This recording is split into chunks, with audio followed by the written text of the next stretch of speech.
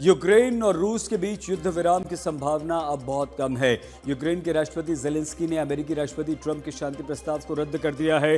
Trump ने Zelensky पर जो गंभीर आरोप लगाए हैं, तो वहीं यूरोप के विभिन्न देशों ने ट्रंप के शांति प्रस्ताव को धोखे की स्क्रिप्ट बता दिया है। मतलब यह हुआ कि रूस यूक्रेन युद्ध रुकेगा नहीं। मतलब यह भी हुआ कि यूक्रेन रूस युद्ध में अब नाटो बनाम अमेरिका का नया युद्ध शुरू होने वाला है।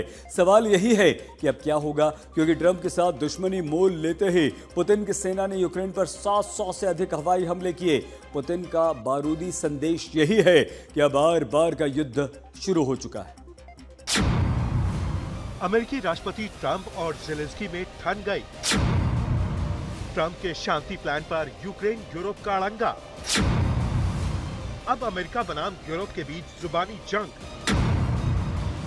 जेलेंस्की ने वार्ता रोकी, पुतिन ने मिसाइल भेजी। पुतिन के आदेश पर यूक्रेन पर 700 हवाई हमले। ट्रंप का बड़ा दावा, यूरोप का वजूद खतरे में है।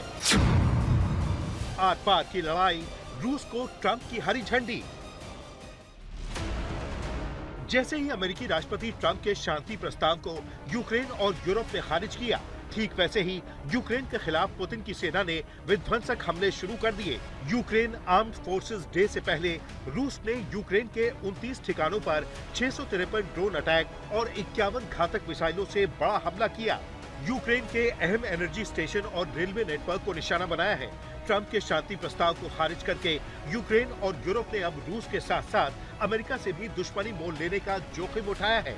अब यूक्रेन के खिलाफ पुतिन को रोकना मुश्किल नहीं, बल्कि असंभव है। हमें मजबूर होकर उन्हें मान्यता देनी पड़ी, और सिर्फ कुछ हिस्सों को नहीं, बल्कि उनकी वही प्रशासनिक सीमाएं माननी पड़ी जो सोवियत काल में थी और बाद में स्वतंत्र यूक्रेन बनने के बाद भी थी। फिर वहां के लोग मतदाता रेफरेंडम में गए और उन्होंने मतदान किया कि वहां से सेना हटाई जाए और कोई भी सैन्य कार्रवाई ना की जाए। लेकिन उन्होंने युद्ध को ही चुना और अब मामला साफ हो गया। और बात एक ही चीज पर आकर टिकती है, या तो हम सैन्य कार्रवाई के जरिए उन क्षेत्रों को मुक्त करें, या फिर यूक्रेनी सेना वहां से हट जाए, उन इलाकों को छोड़ दे और वहां के लोगों की हत्या करना बंद करे। दरअसल मॉस्को में ट्रंप के दूत विटकॉफ के साथ पुतिन ने शांति प्रस्ताव को लेकर लंबी बातचीत की।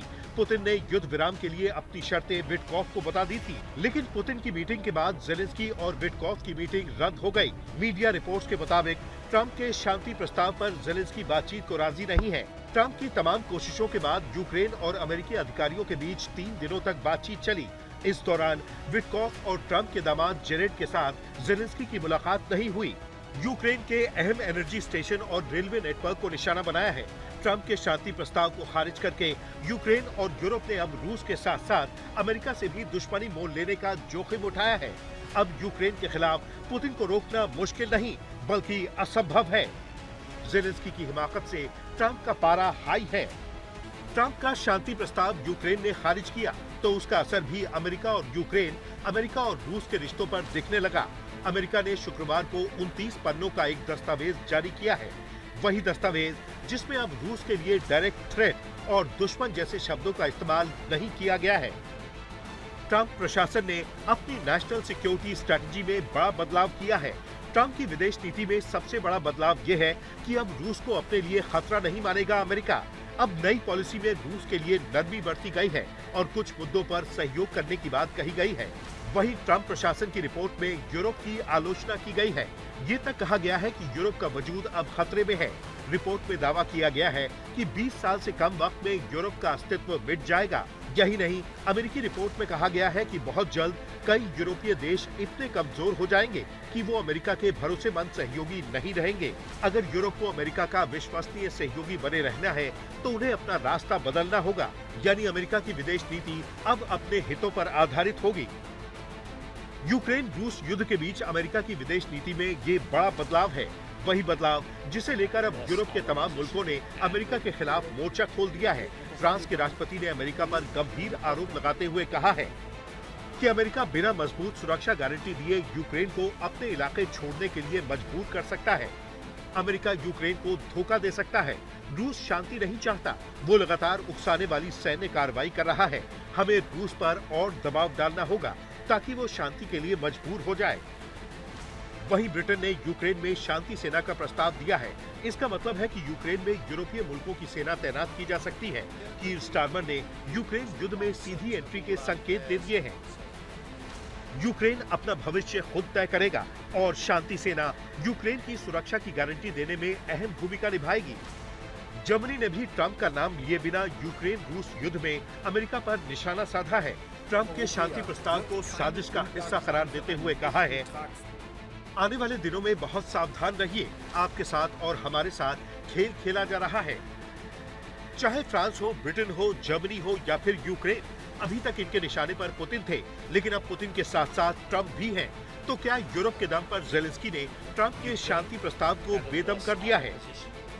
भले ही यूरोप और यूक्रेन की तरफ से रूस पर गंभीर आरोप लगाए जाते हैं। आरोप ये कि यूरोप पर रूस किसी भी वक्त हमला कर सकता है। हालांकि इन आशंकाओं को पुतिन सिरे से खारिज कर चुके हैं। पुतिन यही मानते हैं कि युद्ध विराम में सबसे बड़ा रोड़ा यूरोप के कुछ मुल्क हैं। दरअसल यूरोप के तमाम बड़े मुल्कों की कथनी और करनी से यही पता चलता है कि वो युद्ध विराम नहीं, रूस के साथ महायुद्ध चाहते हैं। अगर यूरोप ने मॉस्को पर हमला किया तो रूस भी पलटवार करने के लिए पूरी तरह तैयार है। मतलब साफ है, युद्ध इस वक्त एक नए मोड़ पर पहुंच चुका है, जहां अब यूरोप यूक्रेन एक साथ खड़े नजर आ रहे हैं, जबकि रूस और अमेरिका एक साथ। ट्रंप और पुतिन ये साफ संकेत दे चुके हैं कि अमेरिका और रूस के बीच अब वैसी दुश्मनी नहीं है जैसी पहले थी।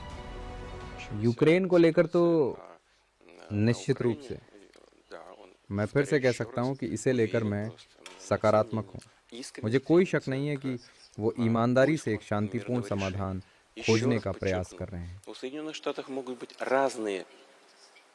और मैं फिर से ये रेखांकित कर सकता हूं कि अमेरिका के पास इसके लिए अलग कारण हो सकते हैं, मानवीय कारण भी और राष्ट्रपति ट्रंप के व्यक्तिगत मानवीय विचार भी, क्योंकि वास्तव में वो शत्रुता और जनहानि का अंत चाहते हैं। डिफेंस एक्सपर्ट मानते हैं कि यूक्रेन युद्ध से अमेरिका खुद को दूर कर लेता है तो इसका सीधा फायदा रूस को होगा और नुकसान यूक्रेन और यूरोप को। संभव है कि आने वाले दिनों में रूस पर लगाए गए अमेरिकी प्रतिबंध को हटा लिया जाए। ये भी मुमकिन है कि अमेरिका और रूस के बीच नए कारोबारी रिश्ते शुरू हो जाएं। अगर युद्ध के बीच अमेरिका और रूस एक साथ आते हैं तो सवाल यही है कि यूरोप और यूक्रेन क्या करेंगे, क्योंकि यूरोप पर हमले की धमकी पुतिन दे चुके हैं। ऐसे में आने वाले दिनों में यूरोप और रूस के बीच रिश्तों में तनाव बढ़ा तो महायुद्ध तय है। आज तक ब्यूरो।